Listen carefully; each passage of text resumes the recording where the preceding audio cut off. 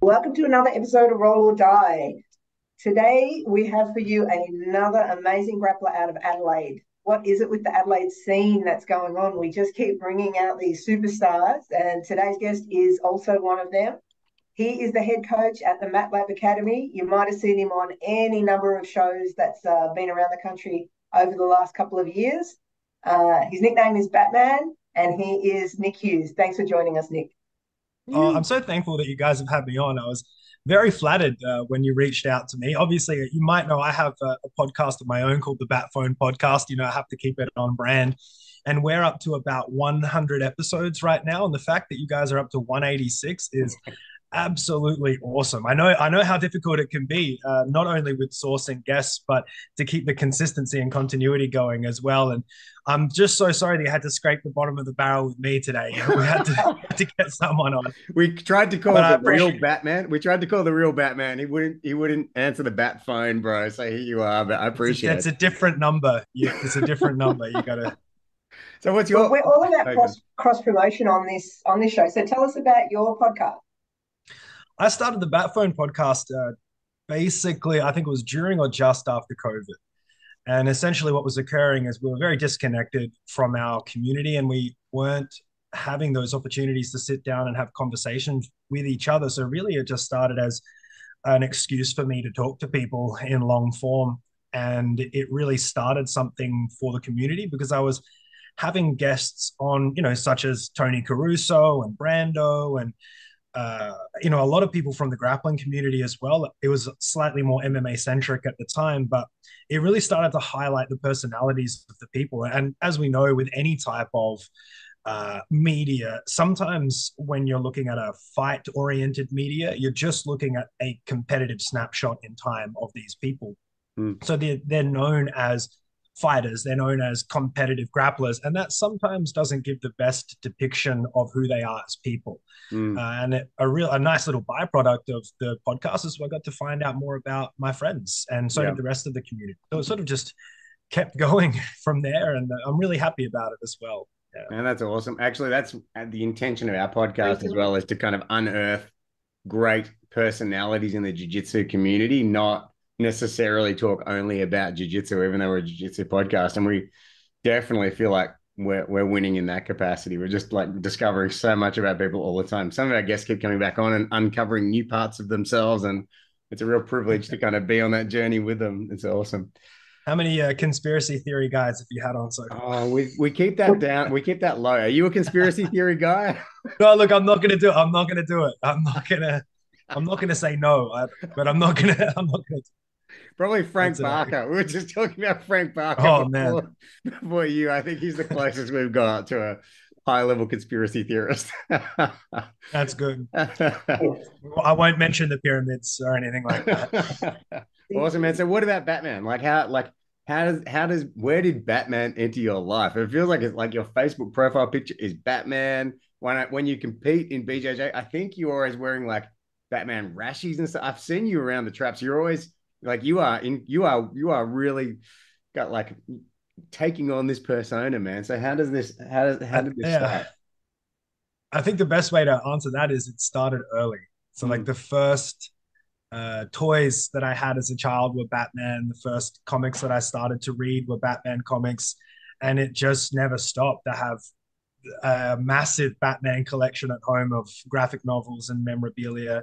But I think I resonate with the character for the same reasons that many others do, in the way that it's a human character who's sort of intrinsically flawed, but turns those flaws into a driven purpose. And it doesn't always come out the best way. He's trying to keep a good moral compass, and he's turned sort of tragedy into driven focus. And it's just a sort of like a reminder that we can be that and we can do that, and we don't have to be perfect, but we can continue on with our little crusade and do the best we can to build something out of something that's not so good. So yeah, I started as Nick Batman Hughes when I was fighting in mixed martial arts. I think just because I was young at the time, and they they always ask you, do you have a nickname? I'm like, well, the nickname I would love to have is Batman.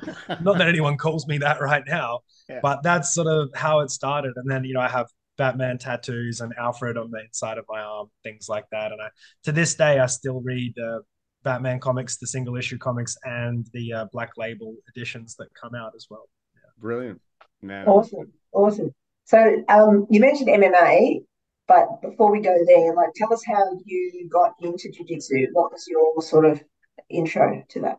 Well, I was a state and national level swimmer as a child. I was one of those kids who gets up at 4:30 a.m. in the morning and does their training and then does the school and goes back and trains at night. But I actually had a very smart coach because I was a short, stocky kid who was doing sprint freestyle and sprint butterfly. And he said, hey, maybe you should try boxing or kickboxing. And I think I was 11 or 12 at the time. So I started Muay Thai kickboxing at 12, and then came away from swimming at about 15 and started playing rugby. And I had sort of that background in martial arts at that point in time, but through rugby found wrestling. So it was really freestyle wrestling and Greco-Roman wrestling. That was my first inception into grappling overall. And my coach, Pavel Rogoski, he ended up moving to China for a time period when I was 17. So I was looking for something that was grappling oriented and grappling related, as I felt that I excelled more in that realm of things just naturally than I did potentially with striking, although I really valued both of those arts. Unfortunately, there wasn't a lot of wrestling around and still isn't in the state of South Australia. That being said, we have some excellent wrestlers who reside here and people who have been at a grassroots level trying to develop the sport, but it's just difficult. I think it's difficult in any state of Australia to really make wrestling prevalent. But with that being said, I moved into the jiu-jitsu field at 17. I found a jiu-jitsu school, and yeah, just that's where I found the community, right? And it all sort of took off from there. I was traveling around as a white and a blue and a purple, competing as much as I possibly could at state and national championships. As in that time period, there really was nothing but state championships and national championships.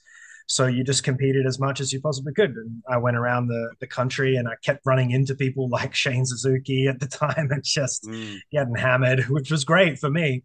But eventually, through traveling and through understanding the skill set, that's sort of how I found MMA as a potential career path. And look, I wasn't like the most well-adjusted and nicest kid. I'm going to admit that.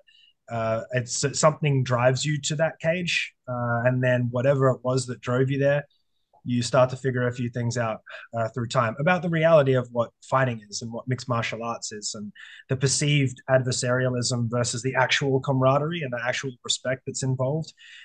That's a massive turning point for a lot of people, a lot of athletes, a lot of young men and women who actually really need that turning point in their life. And I was very lucky to go through that. But I retired from mixed martial arts at 25, believe it or not. For a whole host of reasons, both medical reasons and preservation of cognitive capacity as well. There wasn't a lot of prospects for monetary gain at that point in time, and I'd sort of put my brain up enough. But the other medical issue that I had sort of took me out of physical competition for a while, but still allowed me to be involved in it. And that's when I really realized that I was a good athlete, but I was a better coach, and that's where my passion really lied. And I sort of went back and began to study things like personality identification and delivering programs to a group, delivering programs to individual athletes and long-term programming, implementing that with the immediate sphere of MMA athletes that I was involved in at the time, and then translating that into a new business venture with a few other people, which was Trinity MMA. And I was the co-founder and coach at Trinity MMA for almost a decade before moving away just under 2 years ago to start the MatLab Grappling Academy. I think it was a more natural move for me as well, given that, I found that community all the way back when I was 17. And that's the thing that sort of preserved me all the way through that time period. MMA by nature in the state of South Australia can be a little bit, the way I describe it is sort of like a bubble world. Everyone who goes to a different club is in their little bubble of of hierarchy. It gets a bit weird. You know what I mean? The way I would put it is it's still slightly more adversarial than it is collaborative, but the jiu-jitsu scene here is massively collaborative. And that's what I wanted to be a part of. So for my quality of life at, the ripe old age of 35, I had to make some moves. Yeah. So are you But saying I look back and I love it. Best move I ever made. yeah. So you're saying, like, because I do observe this a lot. Like I said that mostly gym owners are like they're solo or they do it with their partner, but very rarely are there like multiple owners in my just from what I'm observing, multiple owners in gyms who kind of survive the long-term test of time. Like ultimately people end up opening their own academy. Would you say that like the driver for that is differences of opinion, or is it about finances, or like what and obviously not making it political or anything like that, but Oh like no, of course, like of yeah, course. like do you think that it's just having that creative control all to yourself is what matters the most here, or like what's the key factor? You know, those things may be factors dependent on personality, but to be honest, I think the biggest thing is just life circumstances. People enter into this thing for different reasons than they come out of it for. Like when we first started, it was just about having a place to train and having a place for me to aid athletes and those athletes to have a space in which they could train effectively. At the time, we were training within another gym sphere which we only had MMA mat space maybe once or twice a week. And if those athletes were going to compete against real gyms who are training MMA every single day, then they're going to be at a massive disadvantage. So the motivation for us opening up an academy was self-preservation, right? And to further ourselves strategically and technically and have a real shot at being competitive. But as time goes by, that isn't as high on the priority list for people. Maybe we've reached some of those goals. Maybe we've produced some champions, which we did, and those people are now coming through, and they're on the forefront of technical progression in that realm of things. And for me, my mind was always so geared towards grappling that that's where my preference was, and that's where a lot of my study was. That's where a lot of my time was going. Now, if I'm going to take time away from MMA athletes to study pure grappling, then the people who uh, get dealt the consequences of that are the students and the athletes. And for other owners as well, maybe they're ex-fighters and things like that. Now they've retired and now they don't have as much involvement in the scene or in the game as they used to. The priorities have changed and they want to keep the gym going. They want to keep the club going, but they don't have as much of that presence in the gym as maybe they once did. And it could potentially cause conflicts depending on what kind of setup that you have. But I think a little bit of communication, a little bit of honesty goes a really long way when it comes to what you actually want out of the whole being in the gym. Like, do you want it to be a successful gym? Do you want it to be a competitive gym? Because if you do, then there has to be a lot of input from everyone involved consistently. But if we don't, maybe we just want it to be, a family friendly gym or a fundamental based gym or something where you could fight, but you don't have to fight. That's that type of thing. If we're honest with each other about our values and our goals, then we're all working towards the same thing. But if we've got sort of misaligning goals, then maybe amicably it's time to sort of move away. So you mentioned, Nick, that coaching is very much your focus now. However, I know you through your competitive results. Like you're quite active on the competition scene. How do you go about balancing that out? Well, I was very inactive for quite some time. So I remember, again, like if I'm a full-time MMA coach, any time that I take away from the students is they will bear the consequences from. So the last, I was relatively competitive through purple, not so much through brown. And then I had a black belt super fight with Kane Gelling, which I was successful in. And it was a 20-minute match. But after that, I took 6 or 7 years away from the competitive scene. So if I stayed relevant through study and through my own technical progression. But if I am to now step into the sphere of grappling and coaching grappling full time in this era of grappling, it's very, very different to the competitive scene that I stepped away from 6 or 7 years ago. So, in order for me to translate with confidence the best possible information that I can to the students about what is necessary to prepare them for that modern era, I need to step back in there, and I need to step back in there hard. So, I didn't. I didn't take any back steps. The first match I had back was against Daniel Short at Nationals. Yeah, and I had match, there was well, I mean, there was no one, no adult black belts signed up in his weight class or in the absolutes, and I sent him a message and I just said, look, maybe I'll just sign up for both, so at least you can get 2 extra matches, and we had good matches. And I was happy with that, and that's sort of how this began. And what I walked into on that day at Nationals was very different to what I had walked into previously when I had competed at Nationals. You know, from 3 or 4 mats, in a basketball stadium to now it's 8 to 10 mats. Walking in there and it's packed like a show bag pavilion, and it just smells like various gases and liniment oil, and people are anxious, and the scene is massive now. And what you also have is well-established academies like Sydney Wrestling Academy, Sydney West, Absolute, St Kilda, Dominance. All of the old school academies are all still there, and they're pushing Gracie Barra, everyone. Look, the list goes on. But I had to be a part of that.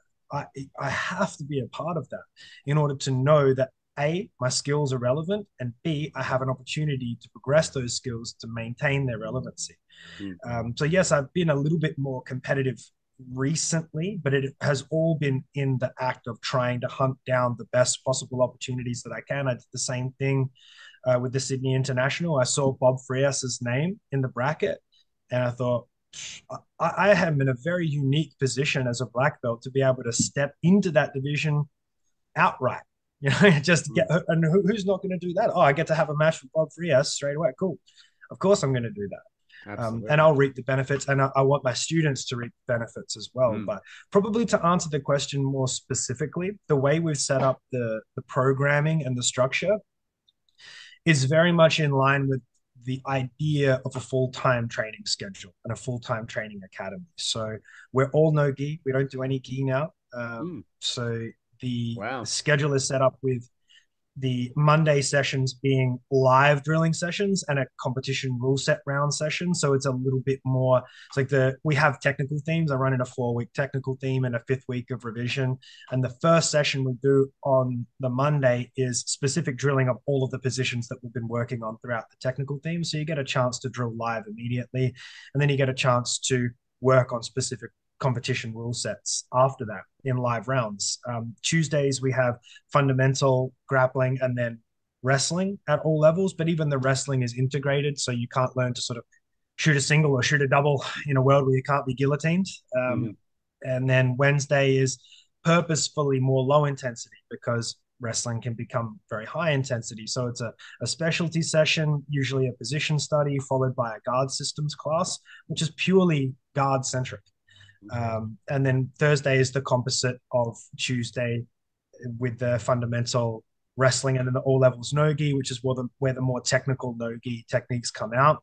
Friday, we have a leg lock specific session as well, prior to the competition class, which is very scenario based, a little bit more high intensity. You've got your back taken, your 3 points down, you've got 2 minutes to go. What are you going to do? This type of thing. And then Saturday is another position study before open mat. We have daytime classes as well, but usually they're sort of revision aspects of what we've been doing in the major learning. So I'm training twice a day. I'm partaking in all of that learning alongside the students. I'm guiding and leading a lot of those sessions, but I'm on the ground floor and it feels really good to be there. Awesome. And I find that the collaborative effect of progression really takes hold. And no matter if I'm going to compete on the weekend or not, I'm training the exact same way every single day. And look, we get the privilege of having Declan Moody and Adam Jones and Miles Simpson and Lachlan Warren and Lachlan Conway all come down. We're an affiliated network now, MatLab, Beachside, M16, and also Mount Gambier as well. So having those guys in the mix and having the influences of the other students of their academies coming into the mix as well, that's what's in the water in Adelaide. Man, that's cool. I think you may be the only person we've had on the show who has a no-gi only gym like that. No, not at all. The other guys from Adelaide were in the same boat. Okay, I thought they had M16. some gi Yeah, classes too. Okay, I apologize, but they it's used still to, rare. but then Lachlan Warren's knees buckled again. So. Okay, okay, got it. Yeah, well, it's definitely like that. That is amazing, and I can see how that's going to raise absolute killers in the no gear game. And what other results? Like, are you starting to see like when you guys go to compete? How are you performing as a result of this setup? Yeah, really well. So it's obviously it has to start small. But my wife, Jackie Hughes, she's the state and national champion at white belt, and she's had massive success now, having a lot of matches with people like Wish and like the higher level females at 66. Mm. As well. We also had the higher level guys at the purple belts. We had a purple belt bronze medalist at nationals and also a purple belt gold medalist in the adult under 79, and he won with all submissions as well. Awesome. Obviously, I'm starting to step back onto the scene and having sort of mild success as much as you can at black belt. There's some But monsters in your on the division, regional man. scene as well, we're having white belt state champion and white belt M16 open champions, a lot of super fight winners and things like that. Okay. But the biggest success is the fact that we've been able to grow our academy from 0 members to 53 members in less than 18 months. Yeah, that's great. And that is a real indicator of the hard work that Jackie has done, and an indicator of that whole idea of when you really put consistent work into something and your values come through, then people resonate with that and they want to be around you. And if they see you there every day putting work into them and the other people, it inspires them to do the same. So the people always make the difference, right? Yeah, awesome. And is that steroids on the back shelf there you've got going on, or Coffee and steroids. coffee and steroids? Good. Okay. Steroids are big right now in the BJJ game, man. Or like, Yeah, that's just Josh. That's the Josh Saunders shelf back there. cool. Man. Come on, don't. I'm not having a match with him. That's all I'm going to say. You win, dude. Like, I can't do it, man. All props to Bob Frias as well for accepting the match at Subversion. That's going to be an excellent match. And Yeah. Subversion in general put on awesome shows. But that's before you speak coffee back there. Just the coffee we sell. A bit of Train Aid on the side, Nice, some man. roll clean soap. I'm a massive coffee fan. I have a coffee business as well. I love coffee, man. And coffee and BJJ, it's just like this, isn't it? It's like so important. Yeah, especially if you're training 2 or 3 times a day. It's my only performance enhancer, and I definitely overdose on it. So we are actually going to probably run out of time soon, Nick. We could definitely have you on for a second appearance. For sure. Just got a bit over 4 minutes to go. Do you have any final words, any words of wisdom for our listeners? You've already given us much. And before you do answer, I want to say, man, you are a very well-spoken guest. You really know your stuff.